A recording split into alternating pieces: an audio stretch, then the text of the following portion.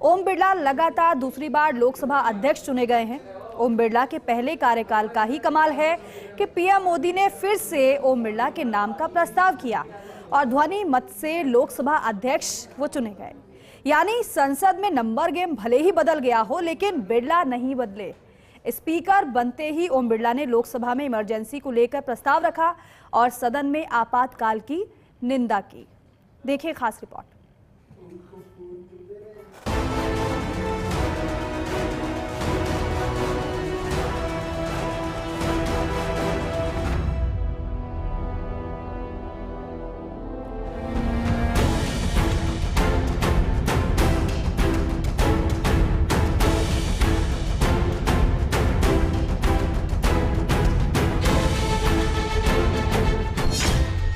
न वोटिंग न गतिरोध, बिरला एक बार और। Shri Om Birla is declared elected as the Speaker of this House. जिनकी पहचान मंद मुस्कान, इरादे चट्टान। आपके चेहरे को ये मीठी मीठी मुस्कान पूरे सदन को भी प्रसन्न रखती है। A hard voice for irrelevant political noise. जब स्पीकर सीट से खड़ा हो जाता है तो मैं माननीय सदस्यों को अवगत कराना चाहता हूं, वो बैठ जाया करें।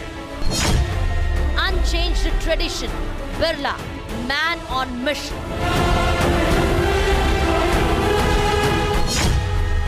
Om Birla man of the moment. सरकार, सेवा कार्य बरकरार। ये वो तीन शब्द हैं जिन्होंने नए भारत की कहानी को सींचा। इस कहानी ने अपना कलेवर जरूर बदला, लेकिन किरदार नहीं बदला। कंटिन्यूटी से प्रोडक्टिविटी का ग्राफ नहीं बदला। नए भारत की इसी कहानी में एक किरदार है ओम बिरला। ओम बिरला जो फिर लौटे हैं बहुमत से अनुमोदित। Shri Om Birla is declared elected. वो एक बार फिर सदन का नेतृत्व करेंगे। संसद में सियासी नंबर ऊपर नीचे हुए, लेकिन सदन में ऊपर वाली कुर्सी पर बैठे ओम बिरला नहीं बदले।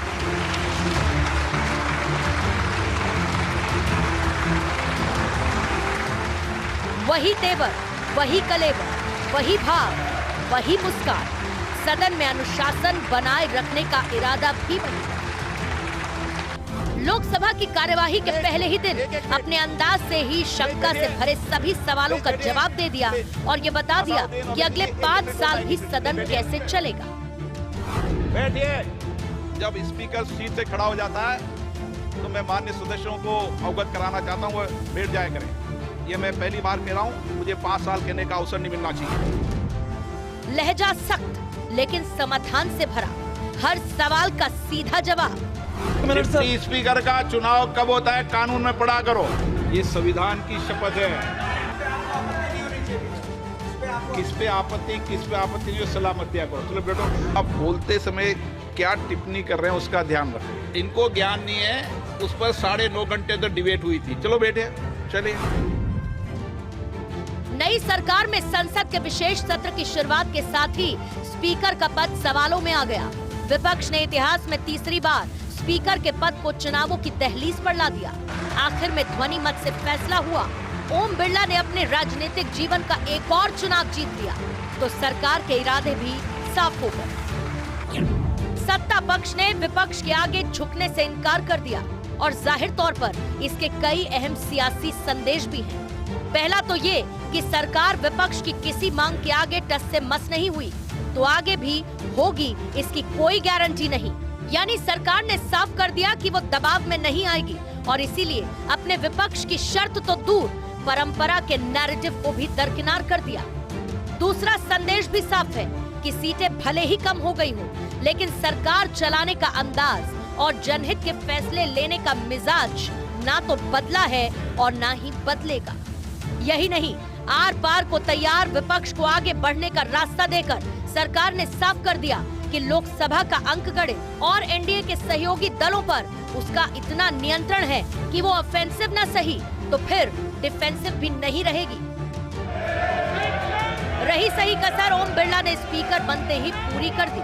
स्पीकर चुने जाते ही उन्होंने सबसे पहले इमरजेंसी की निंदा की और इमरजेंसी के दौरान जान गंवाने वाले लोगों की याद में 2 मिनट के मौन का प्रस्ताव रख दिया।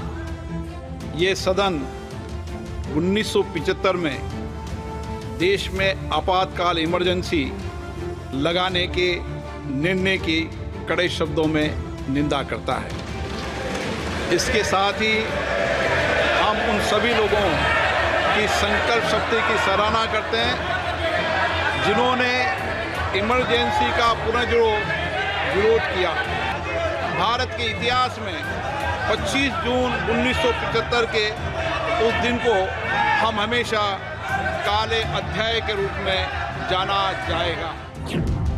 संदेश साफ था कि मोदी 2.0 की तरह मोदी 3.0 भी चलेगा। जैसे बड़े मंत्रालय नहीं बदले वैसे स्पीकर भी नहीं बदला।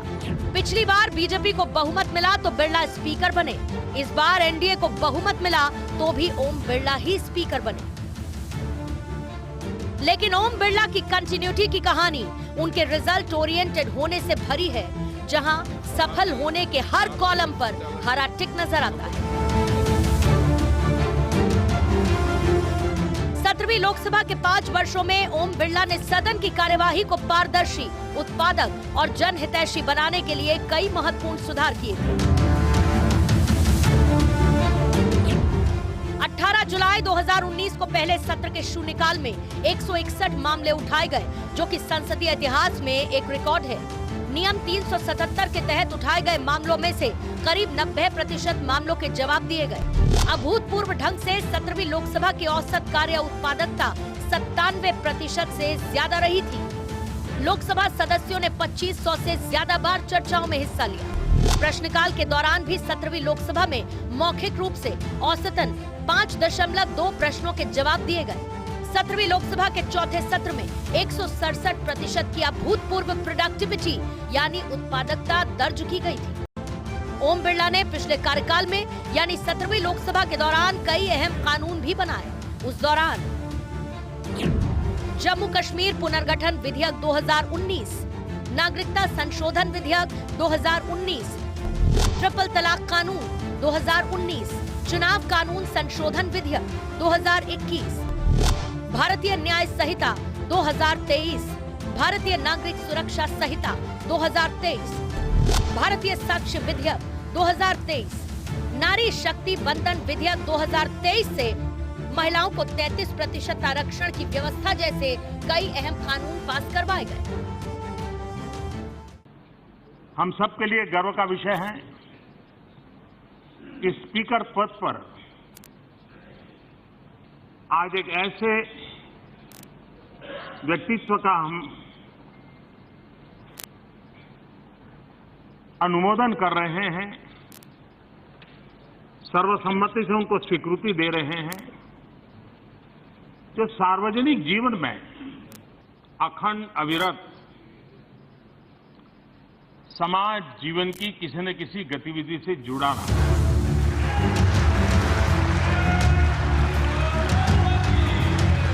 आपके चेयर है, आप हमारे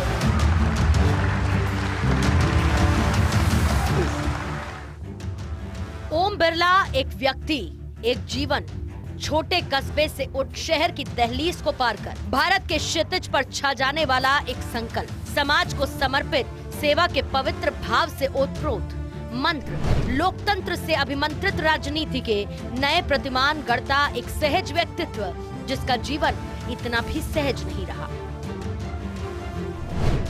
राजस्थान के कोटा संसदीय क्षेत्र से लगातार तीसरी बार सांसद बने ओम बिरला अगर 5 साल तक स्पीकर पद पर रहते हैं तो इतिहास बना देंगे। अब तक कोई भी सांसद लगातार पूरे 2 कार्यकाल में स्पीकर के बेहद अहम संवैधानिक पद पर नहीं रहा है। वो छात्र राजनीति से उभरे संसद का नेतृत्व कर छा जाने वाले शख्सियतों में से एक हैं। ओम बिरला का जन्म 23 नवंबर 1962 में हुआ था। उनके पिता का नाम स्वर्गीय श्री कृष्ण बिरला और माता का नाम स्वर्गीय श्रीमती शकुंतला देवी है। 1978 से 79 तक छात्र संघ अध्यक्ष, 1987 से 1991 बीजेपी युवा मोर्चा कोटा के अध्यक्ष, 1993 से 1997 राजस्थान बीजेपी युवा मोर्चा के अध्यक्ष, 2003 से 2014 तक कोटा दक्षिण से बीजेपी विधायक, 2014 से लगातार कोटा से बीजेपी सांसद, 2019 से 2024 तक लोकसभा स्पीकर, 2024 दोबारा बने लोकसभा स्पीकर। मोदी 2.0 की तरह ही मोदी 3.0 में राजस्थान एक बार फिर से पावरफुल बनकर उभरा है, तो दूसरी ओर दोबारा लोकसभा स्पीकर जैसे अहम पद पर काबिज होकर ओम बिरला का कद भी काफी ऊंचा बन गया है।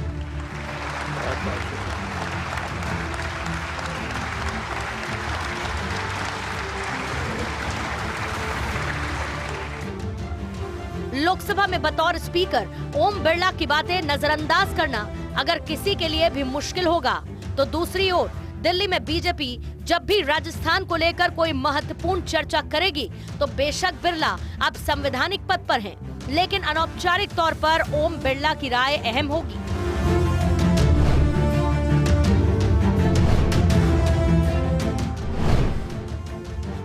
और इसका अंदाजा तो 20 अप्रैल को अमित शाह की रैली से भी लगाया जा सकता है, जब ओम बिरला के पक्ष में कोटा के लोगों से वोट मांगते समय अमित शाह ने कहा था, आप इन्हें जिताकर भेज दीजिए, बाकी जिम्मेदारी हमारी। मैं आपको एक मोदी गारंटी कहकर जाता हूं, बिरला जी को संसद में भेज दीजिए, कोटा बूंदी को हम देश का 1 नंबर का लोकसभा क्षेत्र बनाएंगे भाइयों। ये ओम बिरला का राजनीतिक रसूख है जो यूं ही नहीं बना। अपने राजनीतिक जीवन में ओम बिरला अब तक कोई चुनाव नहीं हारे, मतलब साफ है कि वो आज भी जनता के दुलारे हैं। और वो यूं ही नहीं, ओम बिरला का सामाजिक जीवन सक्रियता से भरपूर रहा है। कोटा के वंचित परिवारों के लिए उन्होंने सुपोषित मां अभियान चलाया और गर्भवती महिलाओं की मदद की। टिफिन विद दीदी कार्यक्रम के तहत स्वयं सहायता समूह की महिलाओं द्वारा लाया गया भोजन किया और उनकी समस्याएं सुनी। वंचित वर्ग की महिलाओं को सिलाई मशीन दी, दिव्यांग जनों को 6 करोड़ रुपए से ज्यादा के सहायक उपकरण दिए, हॉस्पिटल ऑन व्हील्स के जरिए गांव-गांव तक चिकित्सा सुविधा पहुंचाई, सड़क किनारे बैठकर काम करने वालों को श्रम वीरों की संज्ञा देकर मदद की। और अब वो एक बार फिर गांव से निकलकर सदन की सर्वमाननीय कुर्सी पर विराजमान है। यकीनन ओम बिरला के फैसलों ने ही उन्हें सफल बनाया। आज वो दोबारा जिस कुर्सी पर बैठे हैं, उसकी अहमियत 25 साल पहले घटी एक घटना से समझा जा सकता है। 1999 के उस दौर में जब अटल बिहारी वाजपेयी की सरकार थी और टीडीपी सांसद जीएमसी बाल योगी को अटल सरकार में स्पीकर बनाया गया था। 13 महीने पुरानी अटल सरकार को विश्वास मत हासिल करना था। स्पीकर बाल योगी ने कांग्रेस नेता गिरधर गमांग को वोट डालने का अधिकार दे दिया था, जबकि वो कुछ दिन पहले ही ओडिशा के सीएम पद की शपथ ले चुके थे। ऐसे में लोकसभा में उनका वोट डालना स्पीकर के विवेक पर निर्भर करता था। गमांग के वोट के कारण ही अटल बिहारी वाजपेयी विश्वास मत हारने वाले देश के पहले प्रधानमंत्री बन गए। सरकार के पक्ष में 269 वोट पड़े थे तो विपक्ष में 270 वोट पड़े थे और अटल सरकार 1 वोट से गिर गई थी। ये शक्ति समाहित करता है सदन का एक अध्यक्ष और आज इसी शक्ति के समावेश में है ओम बिरला।